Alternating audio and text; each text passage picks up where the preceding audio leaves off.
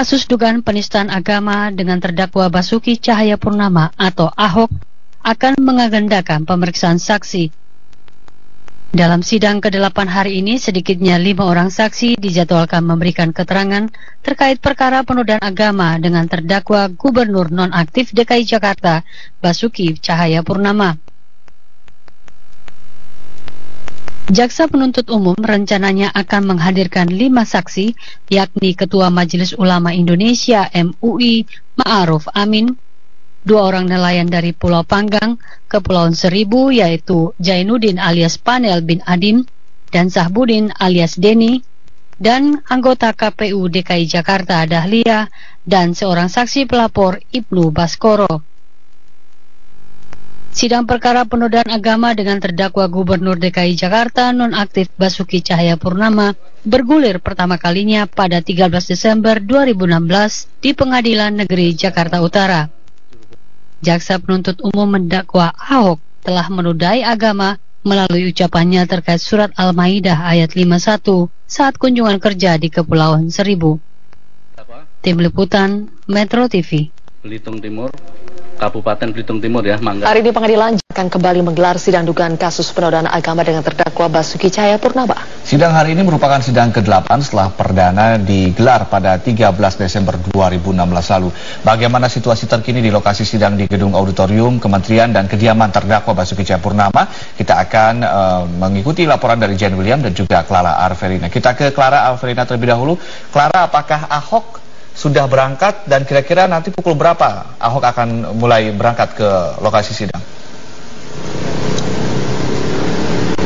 Ada yang diperkirakan hingga saat ini Ahok terdakwa Basuki Cahayapurnama atau Ahok masih berada di dalam kediamannya di kawasan Pantai Mutiara Pluit, Jakarta Utara, dan diperkirakan Ahok akan berangkat pada pukul 7:10 sampai dengan 7:30 waktu Indonesia Barat berdasarkan pengalaman sidang pertama dan juga sidang terakhir kemarin, sidang ke-7. Dan sehingga Ahok diperkirakan tiba di lokasi sidang sekitar pukul 8:30 waktu Indonesia Barat, mengingat jarak menuju lokasi sidang cukup jauh begitu dari utara ke selatan kurang lebih 23 km. Ada 2 gerbang komplek perumahan Pantai Mutiara ini, yakni dapat kami sebut sebagai pintu depan dan juga pintu belakang, dan berdasarkan pengalaman sebelumnya untuk menuju ke pengadilan negeri di Kementerian Pertanian Ragunan Jakarta Selatan, Ahok melewati gerbang belakang yang dekat dengan Waduk Pluit ini. Dan berdasarkan pantauan kami saat ini sudah ada 1 mobil kepolisian yang berjaga di depan gerbang perumahan Ahok, biasanya bertugas untuk mengatur lalu lintas ketika mobil yang ditumpangi Ahok ini keluar dari gerbang perumahannya. Namun selain 1 mobil polisi, kami tidak melihat adanya pengamanan berlebih, hanya ada pengamanan biasa dari petugas keamanan komplek perumahan Pantai Mutiara ini. Ini menunjukkan meskipun Ahok bisa disebut sebagai pejabat publik begitu, namun tidak ada pengamanan khusus sama seperti masyarakat pada umumnya. Terkait dengan persiapan yang dilakukan Ahok, biasanya Ahok mempelajari berita acara pengadilan atau BAP bersama dengan tim kuasa hukumnya. Biasanya ini dilakukan sehari sebelumnya atau pada Senin malam, namun di luar itu tidak ada persiapan berarti yang dilakukan oleh Ahok.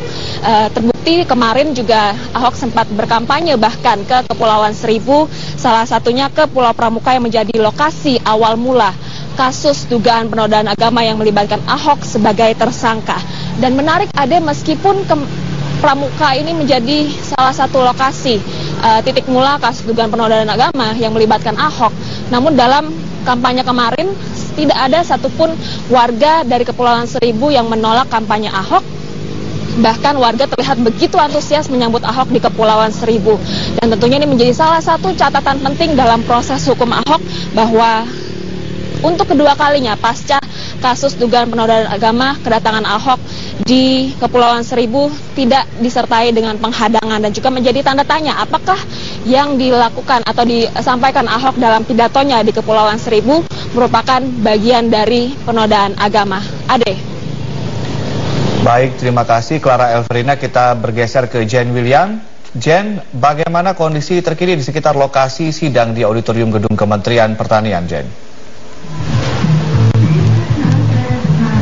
Iya, Ade, saat ini saya berada di luar atau di area luar gedung Kementerian Pertanian Jakarta Selatan, dan bisa saya gambarkan situasi saat ini. Pengamanan terus dilakukan seperti yang bisa dilihat di sisi sebelah kanan saya ini petugas gabungan dari Polda Metro Jaya dan juga Polres Jakarta Selatan tengah melakukan berbagai persiapan untuk mengamankan jalannya persidangan ke-8 Basuki Cahayapurnama atau Ahok yang nanti akan dimulai.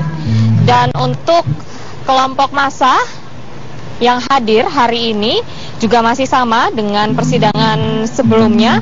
Kelompok massa terbagi dalam dua kubu, yaitu kubu yang pro dan juga kubu yang kontra. Kalau saya bisa menggambarkan posisi dari kedua kubu tersebut, jika saya berada tepat di posisi berdirinya gedung Kementerian Pertanian Jakarta Selatan, maka di sisi sebelah kanan saya merupakan titik kumpul dari kelompok massa yang pro. Kemudian di sisi sebelah kiri merupakan titik kumpul dari kelompok massa yang kontra. Dan untuk pengamanan diberi seperti pagar pembatas dari kawat berduri sehingga memberikan batas antara kedua kelompok massa sehingga mereka tidak bisa langsung masuk ke dalam gedung kementerian tersebut. Dan untuk pengamanan dari Polres Jakarta Selatan juga dari Polda Metro Jaya ada ribuan personil yang dikerahkan, diperkirakan ada lebih dari 3.000 pasukan yang dikerahkan untuk mengamankan jalannya sidang. Dan pengamanan terbagi dalam 4 ring. Ring 1 yaitu di dalam ruang sidang berlangsung, kemudian ring 2 di luar ruang sidang, ring 3 di sekitar area gedung Kementerian Pertanian, dan ring 4 yaitu di jalan-jalan yang menuju ke gedung Kementerian Pertanian. Dan hingga saat ini pengamanan masih terus dilakukan, petugas masih terus mempersiapkan segala sesuatunya. Kendaraan-kendaraan kepolisian juga sudah terparkir untuk menjadi pembatas seperti itu dari kedua kelompok massa dengan gedung Kementerian Pertanian. Dan dari kelompok massa juga saat ini terus mulai berdatangan untuk mengikuti jalannya sidang di gedung Kementerian Pertanian ini, meskipun belum dimulai orasi, namun diperkirakan hingga siang hari nanti jumlah masa ini akan terus berdatangan ke sini. Ada, saya kembalikan ke Anda di studio. Baik, Jen William, dan sebelumnya ada Clara Elverina. Terima kasih atas laporan Anda. DKI Silviana Murni masih diperiksa penyidik Direktorat Tindak Pidana Korupsi Bareskrim Mabes Polri terkait dengan dugaan kasus korupsi pembangunan masjid di lingkungan kantor Wali Kota Jakarta Pusat. Informasi selengkapnya akan disampaikan rekan kami Egit Hapsari langsung dari Direktorat Tipikor Bareskrim Polri di kawasan Kuningan, Jakarta. Egit, apa yang menjadi fokus materi pemeriksaan Silviana Murni hari ini? Sumi, dalam pemeriksaan perdana Silvi sebagai saksi terlapor hari ini, penyidik berusaha untuk menggali sejauh mana peran dan juga keterlibatan Silviana Murni terkait dengan pembangunan Masjid Al-Faus. Karena pada saat pertama dibangun tahun 2010 silam, Sumi, Silvi saat itu menjabat sebagai Wali Kota Jakarta Pusat, meskipun pada bulan November 2010 kemudian ia digantikan oleh Saifullah yang kini menjabat sebagai Sekda Pemprov DKI Jakarta.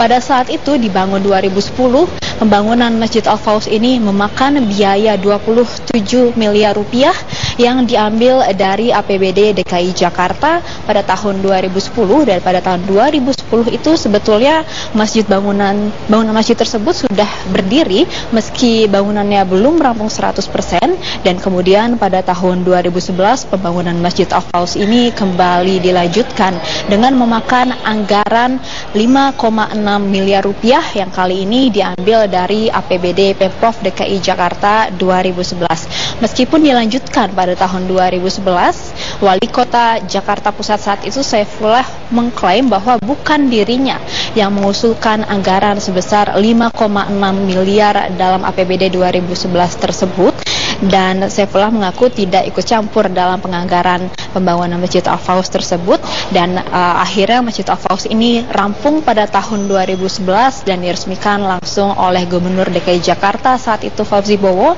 Namun selain dari total anggaran sebesar 27 miliar rupiah dan 5,6 miliar rupiah tadi, Sumi, untuk kerugian negara yang timbul dari dugaan korupsi ini sebenarnya masih dikalkulasi oleh pihak penyidik dengan berkoordinasi dengan Badan Pemeriksa Keuangan atau BPKRI.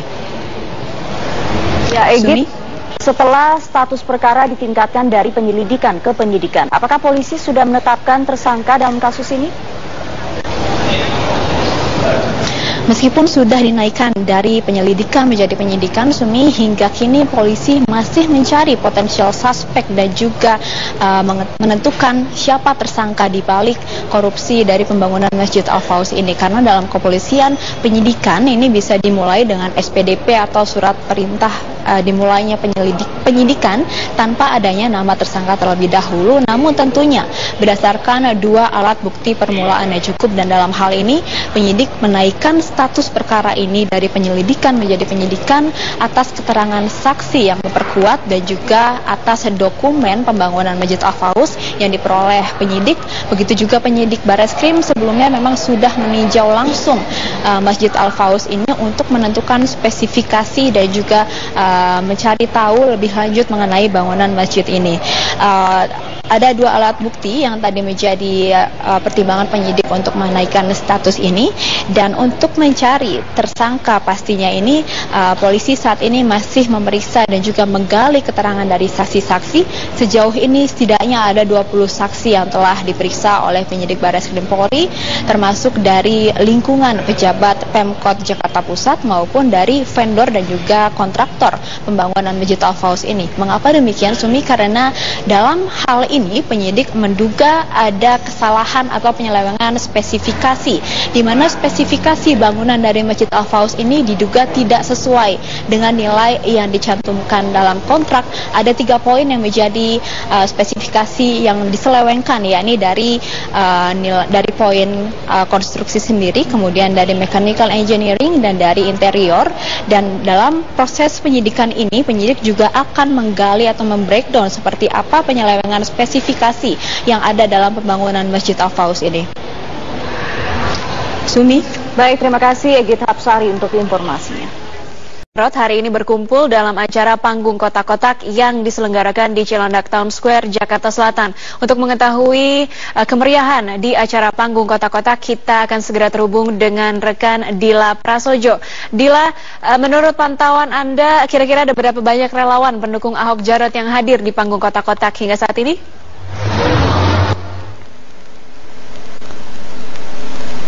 Hingga saat ini memang para relawan dan tim sukses dari pasangan calon nomor urut 2 Ahok dan Jarot ini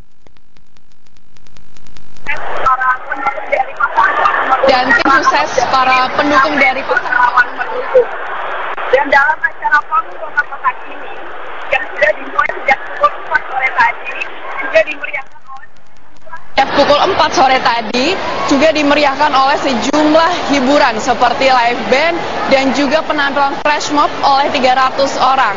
Dan saat ini saya sudah bersama dengan Bapak Ongki Sudarsono, Wakil Ketua Panitia dari Panggung Kotak-Kotak. Selamat malam Pak Ongki. Selamat malam. Pak Ongki, ini tujuan dari acara Panggung Kotak-Kotak ini apa Pak? Tujuan dari terselenggaranya acara ini sesuai dengan rencana kami. Ini ingin lebih mempertajam para pemilih pemula, ya, anak-anak muda, khususnya di Jakarta Selatan, ya, sesuai dengan acara yang sudah kita lakukan sebelumnya. Itu kita sudah pernah mencapai viral yang cukup besar. Maka yang kedua ini kita adakan di Citos, yang kita sebut panggung kotak-kotak dan konvoi kotak-kotak.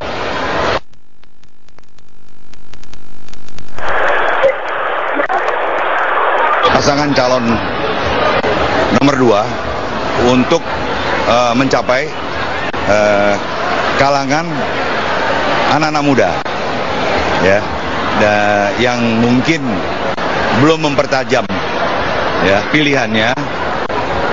Kemudian juga dengan adanya isu-isu yang mereka sudah lihat di debat pertama dan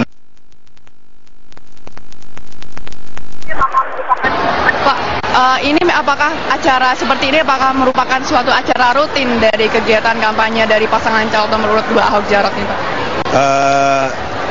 Secara agenda kita tidak bisa sebutkan ini rutin, sesuai dengan kita lihat sesuai dengan elektabilitas. Jadi selalu kita adakan pas dari acara debat pertama, ya, kemudian debat kedua, kita lihat begitu dia menurun atau dia sudah